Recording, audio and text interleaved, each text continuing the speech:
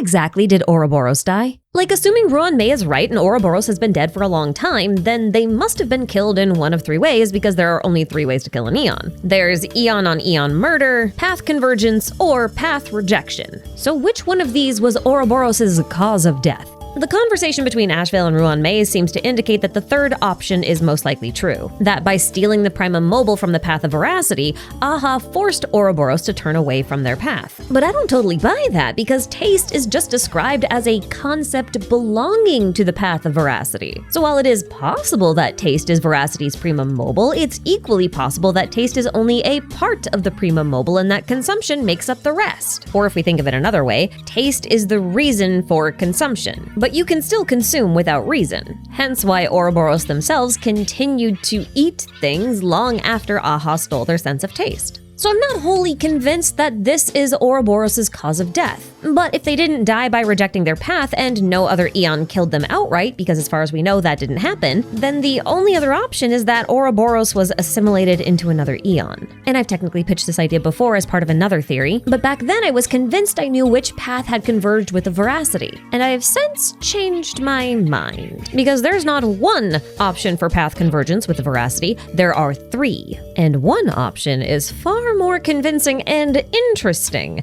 than the other 2. And no, I'm not going to tell you what they are yet, and don't you go being a little sneaky and check the timestamps or comments for hints. Time travel and divination are not allowed today. You are not Yao Guang. But on the off chance that you would like to emulate some of Yao Guang's powers, then you might be interested to know that she's gone and gotten herself featured on this limited edition Honkai Star Rail and Ugreen collaborative box set of Techno Magic. And thanks to Honkai Star Rail and Ugreen for sponsoring this video, I have acquired said box set, which features all of these lovely gizmos and gadgets in a beautiful shade of Yao Guang blue. Now, these items were all chosen specifically to represent Yao Guang's abilities in-game. For example, during combat, Yao Guang has the ability to quickly regenerate her own energy. So that's why Ugreen selected this super fast 65-watt pocket-sized folding charger with this compact little retractable cable. Not only is it very cute, but if you compare it to the size of my regular charger, you will immediately see why the Ugreen option is preferable for travel. But just in case there are no outlets nearby, Ugreen also included a portable energy solution in this ultra-slim 15-watt wireless magnetic 10,000 mAh power bank. This thing can fully recharge an iPhone approximately twice before you need to recharge it, and it comes with a built-in cable. But if you're in need of even more power, consider picking up Yao Guang's Nexode Pro fast-charging power bank. It's not technically part of the gift box, but it is still Yao Guang themed. And just look at how tiny it is compared to my existing power bank, which is, by the way, the same storage capacity. Now, everything I've shown you here fits neatly into this nifty little carrying case. A carrying case you will never lose if you attach this fine track tag to it. This little accessory lets you tap into Yao Guang's divination ability to locate whatever it's attached to, providing you have an iPhone, of course. The all-seeing eyes are necessary. But there's more than technology in this box. There's also some sweet little collectibles like this adorable chibi Yao Guang acrylic stand, a cute little tin button, and a fancy holographic ticket. All this and more could be yours if you just follow my link in the description box. And if you do that, you'll have the chance to win a golden collectible as a part of this collaboration with Ugreen and Honkai Star Rail. Limited time offer though, so you better get while the getting's good. A big thanks to Ugreen and Honkai Star Rail for sponsoring this video. And now it's time to figure out which path, if any, converged with the Voracity. Let's start by going over what we know about Ouroboros and their species, the Leviathans. Leviathans are effectively giant space whale dragons that are capable of devouring entire planets, stars, or even galaxies. Allegedly, they've been around for the entirety of recorded history, and their voracious appetites were greatly feared by sentient life across the cosmos. Apparently, the insides of these leviathans are large enough to contain all the worlds they've ever swallowed without digesting them, with some nameless having described the insides of their stomachs as looking like a starry night sky. So leviathans may eat worlds, but they also carry entire worlds inside of them. In theory, at least. But whether or not those worlds actually continue to exist inside of the leviathans, or the idea that they carry worlds inside of them is more metaphoric, it's still worth paying attention to because there is an in-game theory from the Intelligentsia Guild called the Leviathan Conception Theory, which suggests that Leviathans can also behave like cosmic-scale whale falls. If you don't know what a whale fall is, it's what happens when a whale dies and then its body sinks to the bottom of the ocean where it becomes a unique, localized ecosystem that gets colonized by small life forms that essentially consume the remains of the whale and also use its bones and everything else as a temporary home. So a whale fall well as a new opportunity for new life to flourish in the ocean. Likewise, a leviathan whale fall is what happens when a leviathan, having eaten their fill, make landfall on a planet and enter a state of hibernation wherein both their physical and spiritual forms begin to break down and thus seed new life. As far as we know, creatures like the Wubaboo and the Heliobi are born of these leviathan whale falls. Now, there aren't many leviathans left. Most of them were wiped out during the Dusk Wars, which only ended with the ascension of Qlipoth, who considered the leviathans to be their greatest enemy. In fact, the celestial comet wall that Qlipoth is building is meant to protect all worlds-bearing life from being eaten by any surviving leviathans. But at least one noteworthy leviathan survived the Dusk Wars, and they also ascended to Eonhood under the name Oroboros, and they walked the path of Voracity. Now, Oroboros and Aha have path concepts that represent very primal desires, consumption, and the pursuit of pleasure, respectively. And that means their paths have some level of overlap. Specifically when it comes to taste, because taste is enjoyment derived from eating. Eating is part of the path of Voracity, but enjoyment is part of the path of elation, hence the overlap. And this overlap is actually quite important because at some point before the swarm disaster began, Aha allegedly stole the concept of taste from the path of Voracity, which caused all creations of the Voracity to lose their ability to taste anything. And without the ability to enjoy or savor their meals, creations of the Voracity began to consume indiscriminately, effectively turning themselves into biologic black holes, Oroboros being the most dangerous of them all. So when the swarm disaster began and the swarms of propagation began ravaging the cosmos, Oroboros saw an endless source of food and began swallowing both the swarms and any nearby civilizations, leading to a disaster that either wiped out or at least affected over 2/3 of the entire cosmos. Now, obviously, this conflict was not sustainable nor was it welcome, and both Tazeronth and Oroboros needed to be stopped. So to do this, Enna, the Order, made a deal with Qlipoth, which involved the path of order being assimilated into the path of harmony. Somehow this was meant to quell the calamity, and it apparently worked because soon after this fusion,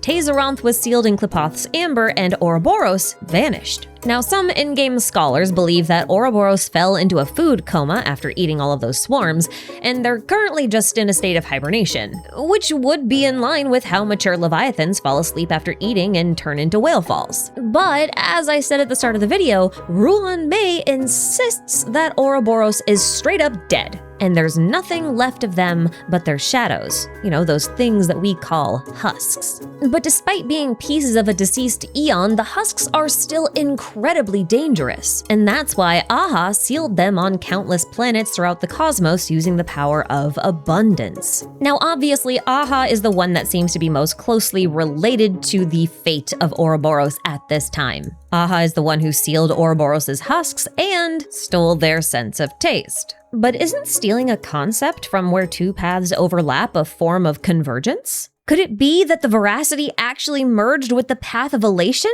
Let's take a look at the evidence.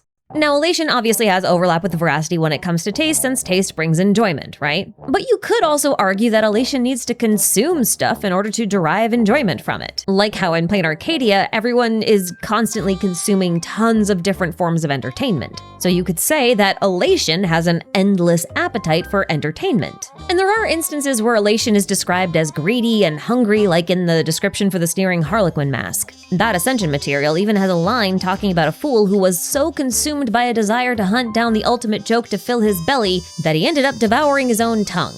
This feels like both a reference to Voracity's stolen taste and to the Elation's tasteless jokes. But this Ascension material comes from an imagine that Asat Pramod created using the power of Voracity. And he's a former fool, so it's kind of hard to say if this reflects on him or the path of Elation, or maybe both. And I do think it's worth mentioning that technically speaking, not every planet that seals a husk of Voracity is connected to entertainment, necessarily. Like the comparison works for plain Arcadia, but less so for Vonwalk. So we're gonna need some other points of comparison, I think. And the first thing that comes to mind is Imogenesis. This could be a place where the paths of elation and voracity overlap, because we know that Imogenesis was a power that originated with the voracity, and may also be a nod to the whalefall properties of the Leviathans. But again, Imogenesis seems fairly unique to plain Arcadia, at least when it comes to its relationship with the elation. The only other instance where I can think of an Imogenesis-like thing happening with regards to the elation happened on Amphorius, where Cypher, who represented the path of elation, was able to turn her lies into reality. It's not technically Imogenesis, but it's the only example I have. And frankly, all of the evidence I can find for a connection between the elation and the voracity isn't enough to paint a convincing picture. And there's a lot more to go against the idea than to support it. As a quick example, if the elation really did converge with the voracity, then why would Aha need to use the power of the abundance to seal the husks? Wouldn't they be able to control the voracity without the help of another path? There's something really off about that.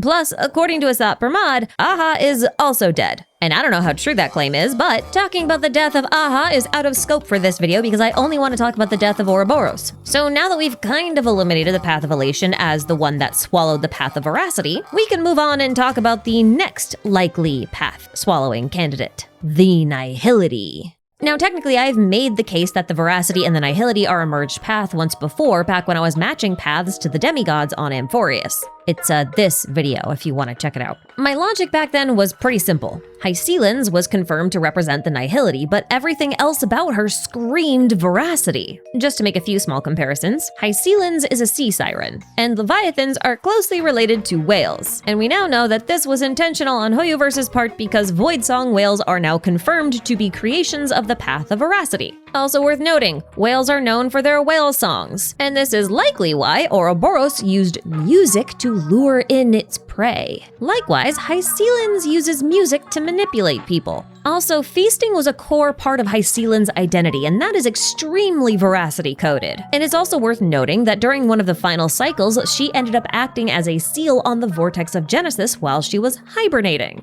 And this lines up pretty well with the going in-game theory that the voracity disappeared for a post-meal nap, and also the relationship to sealing or being sealed and being close to the power of Genesis, since Oroboros appears to be the source of Imogenesis. And of course, I had no idea that Aha stole the voracity's taste buds back then. But I did find instances where the creatures of voracity became listless after eating and kind of fell into a post-meal depression. We now know that the reason for this depression wasn't necessarily the meal, it was the lack of taste. They lost their enjoyment of eating. In other words, their consumption became meaningless, and that made them nihilistic. Hence the relationship to the nihility. The creatures of the voracity also became biologic black holes after losing their sense of taste, and IX is indeed a literal black hole. It is also worth mentioning that Blade became a nihility unit after reforging himself from within a husk of voracity, and I know that gameplay paths don't always reflect a path strider's affiliation, but sometimes they do, so I'm just mentioning it on the off chance that it matters here. Looking at the evidence from this angle, it does appear like the nihility is the easy answer as to which path consumed the voracity. And actually, when I started writing this script, that was gonna be my conclusion. I was gonna use the new evidence to sort of push this idea that yes, actually the voracity did get consumed by the nihility. But when I was reviewing the simulated universe swarm disaster logs, I noticed something that I never noticed before. And although the nihility is still an appealing candidate, there is yet a better candidate, a more convincing recipient of the voracity path.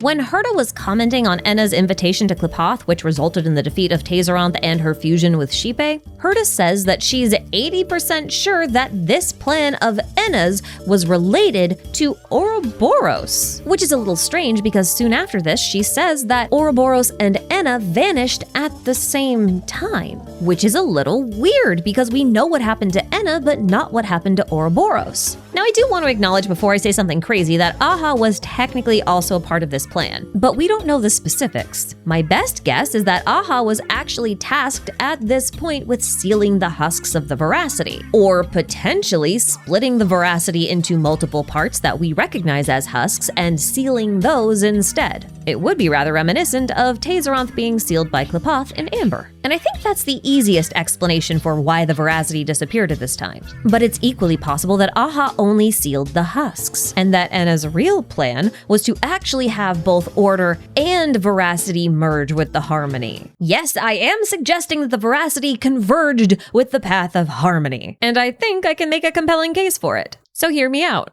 Herta said that it would have been really difficult for Harmony to absorb Order because Order was the wider or greater path. But since Aha had stolen the Voracity's sense of taste, it's possible that the Harmony was wider than the Voracity. And since the Voracity was all about consumption, having Xipe assimilate Oroboros first would make it easier to absorb Enna. In other words, the path of Harmony would have been wider than the path of Order. In this scenario, Enna could serve as a replacement for taste. Order becomes the motivation for consumption. Now, the Harmony is a hive mind type entity. It was originally an amalgamation of thousands of individuals. So it's possible that Harmony already had overlap with the path of Voracity because they were consuming people through unification anyway. Now, I know it's not necessary for the Voracity to be a part of the Harmony, okay? I get that. It is technically enough for the Harmony to fuse with Order and we can just leave it at that. However, adding a third path to the Harmony would actually explain why the triple-faced aspect of Xipe is such an important and heavily emphasized feature of them. Triple-faced because they have 3 paths. And while I have seen many people just compare Xipe's triple-faced nature to that of like Hecate, which is totally valid since Hecate was the guardian of pathways and,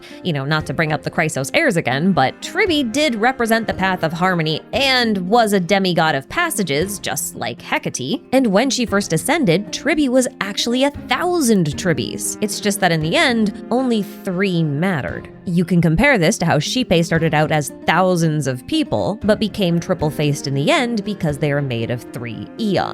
And while we're on the subject of comparing Xipe to mythological deities, I haven't seen anyone try to talk about the origin of Xipe's name, Xipe Toltec. And that's probably because on the surface, the referenced name appears to have little to no relevancy, since Xipe Toltec was a flayed god of agriculture, goldsmiths, and war, and he was also male-presenting. There might be something in here that Hoyoverse is going for that I'm just not picking up on, but it is worth pointing out that Xipe Toltec does have a female equivalent. Her name is Xilonen Chikumekoatl, a goddess of sustenance that appears in 3 forms: a young girl bearing flowers, a woman who brings death, and a mother who wields the sun. And I know what I'm about to say is going to sound really silly, but Oroboros does use a feminine shape to lure its prey into their doom, which means that they could be the woman bringing death. Enna, on the other hand, controlled the sun and the moon, and in the Swarm Disaster logs, Enna's followers likened them to the sun, so they would be the mother wielding the sun. And that leaves Xipe themselves as the girl bearing flowers, and maybe that's represented by the puzzle pieces dropping off their body like petals. And visually, this 3-aspect system works even beyond the triple-faced aspect of Xipe. I mean, Xipe has a halo that references the Order's eye, and there's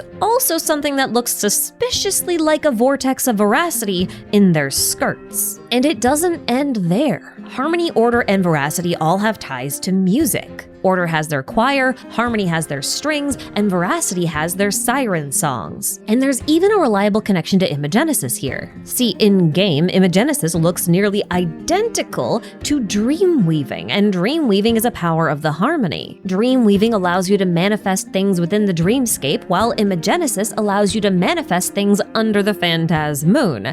Heavy emphasis on the moon there because the moon is associated with nighttime, and nighttime is when you sleep, and sleeping is when you dream. Circumstantial evidence? Maybe, but I do think this is intentional. But the cherry on top of this comes down to Xipe's title, the Mother of All Stars, likely a reference to their alleged role in the proliferation of stellarons. But the thing is, Oroboros not only ate countless stars, but was filled with them, and one of the stars stolen by a fool named Shepherd from the belly of Oroboros is implied to be a stellaron, which means that that stellaron would predate Xipe. Or at least it would be extremely likely because Xipe is actually pretty young, at least as far as eons go. And the thing about Stellarons is that they grant wishes, which is also something that Xipe is known to do. But Imagenesis is a power that's mostly tied to the Voracity, and by association, Leviathans and Imagenesis requires wish power. And note that the Trailblazer was able to use their Stellaron to perform Imagenesis during the fight against Shuhu.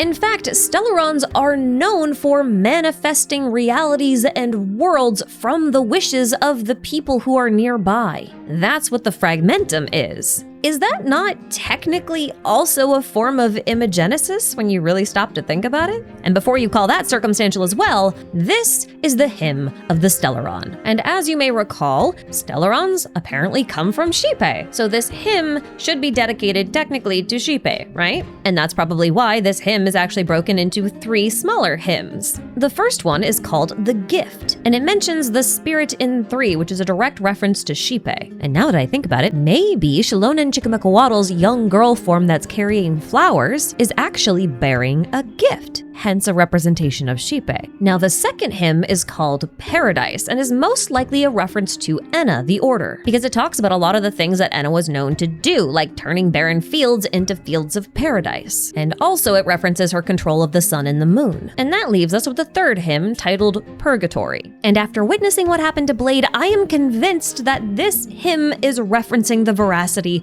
directly. But this is also the least obvious of the 3, so I'm gonna read it to you. It says, "Send him to the spiraling pits, the domain of the swarming carapaces, where karma's fire will purge the world of all joy and sorrow, and a wasteland waits for its rebirth. Plunge him into the endless abyss to be chewed by 1,000 maws, where the pact of justice is remade, consumed and nurtured by slime to be born anew." This is literally what happened to Blade. He jumped into the maw of Voracity and literally remade himself. He literally purged himself with karmic fire. He used the Voracity as a crucible for transmutation. And this is really important because this is about the Stellarons. And although Xipe herself bears the name Mother of All Stars and claims to grant wishes as if someone was wishing upon them like one would wish upon a star, the path of Voracity actually acts like a star. And I'm not talking about the emission of light here, I'm talking about the transmutation process. The core of a star performs a process called stellar nucleosynthesis, which creates the elements that all matter in the world is constructed from. They are a place of forging, and that's why Blade was able to use the husk of Voracity to reforge himself. The Voracity has a belly full of stars. And listen, I know I'm probably way overthinking this. And truly, I have a lot more to say about this, but if I do that, I'm gonna start spiraling. So I'm just gonna say one more thing while the credits roll. There are 4 ways the universe ends in Star Rail, only 3 of which are known to us. The first is destruction, which is a pretty obvious choice.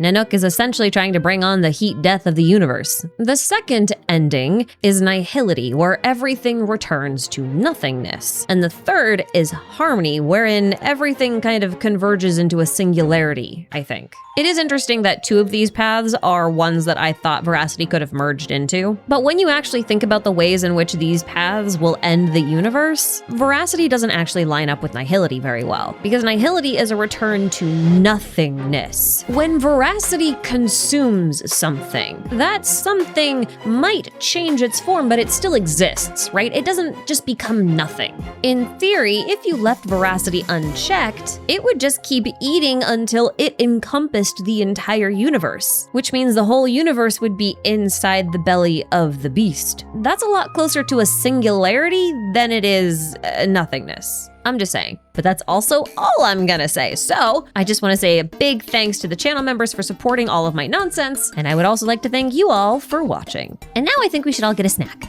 Okay, bye!